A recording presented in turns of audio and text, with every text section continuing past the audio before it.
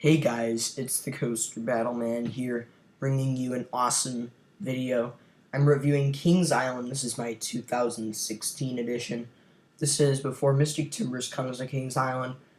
I'm just rating my experience in 2016 at Kings Island before they've ever gotten Mystic Timbers. And let's get started. With their roller coasters, I'm giving them an A- because their top 7 is awesome. Beast, Banshee, Diamondback is an awesome top 3. Vortex is a great supporting coaster. Firehawk is very fun. Backlot Stunt Coaster and the Bat are 2 awesome family coasters. But then after that, the coasters are kind of disappointing. Racer, I was kind of disappointed by it. I couldn't really get any airtime on it. Flight of Fear was rough and very jerky, so I didn't like that ride. Adventure Express and Invertigo were not that good either, in my opinion. But Invertigo did have some intensity to it, which is a plus about it. And I know Kings Island also has a few kid coasters, like a suspended coaster, a wooden coaster, and a smaller kiddie coaster. So overall, of the 14 coasters at Kings Island, I think their coaster collection, their top 7 is very good. They have tons of coasters for the kids, but their amount of coasters that aren't as good really brings them down to an A-. I feel like they need a Giga, or they need to renovate some of their not so good coasters, or remove them for better coasters. So yeah, let's move on to the thrilling and dark rides. I'm giving them an A because they have 3 different thrilling flat rides, which is nice. They have a classic drop tower, a flat ride called Delirium, which is a frisbee ride, and a Wind Seeker, which those are always fun. And they also have Boo Blasters, which is a dark ride to complement the flat and dark ride lineup. And Boo Blasters really does complement to the family, so I'm giving them an A. I feel like they could have another flat ride that is pretty unique and not found in many parks to give them an A+. Water Park, I'm giving this place A+.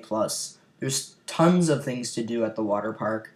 There are several cool slides, some nice body slides, the new for 2016 Tropical Plunge, as well as a few classic slides, like a few classic body slides, and a raft ride.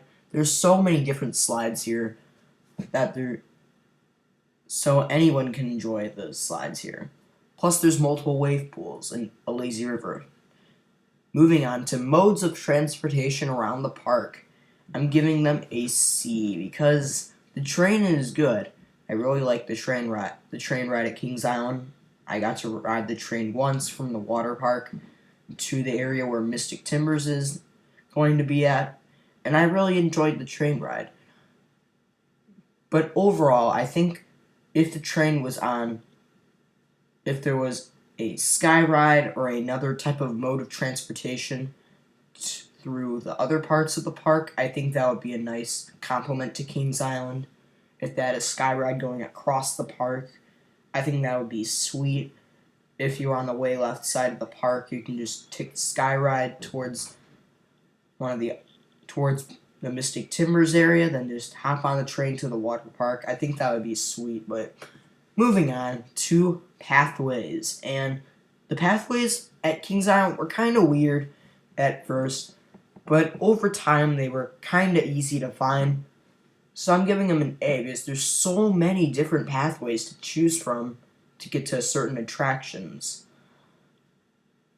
which is nice. So that means you can go multiple different ways to get to attractions like Racer, Flight of Fear, Firehawk. So yeah. Moving on to cleanliness, and Kings Island is a very clean park. I really like how clean this place is. A+. It's just a very clean park. Moving on to the operations, and I'm a fan of Kings Island's operations. They run multiple trains on all their coasters, which is good. But some of the coasters don't run as quickly as others. Banshee, on the other hand, as well as Diamondback, run 3 trains and they dispatch them pretty fast. The Beast has 3 trains, but it'd be nice if they could have another train because the capacity isn't the best because of how long the ride is. But Racer is awesome because it has 2 trains on each side, so there's double the capacity. So overall, Kings Island has some nice operations, but they could have just a little bit of faster operations for some of the coasters. But moving on, I'm giving Kings Island an A for their overall score. Their coasters could be a little better. There's just a few things that Kings Island needs to work on to get A+, like Cedar Point. Because their top 7 is amazing in my opinion. I feel like they just need to work on getting some newer coasters that are really good, but I feel like Mystic Timbers is really going to improve the coaster lineup from an A- to an A. So yeah, Mystic Timbers, I really think it's going to improve Kings Island, and I hope it in the early 2020s, from the years 2020 to 2022, Kings Island gets a Giga, and boom, A+ park. Thank you for watching. Stay tuned for more videos.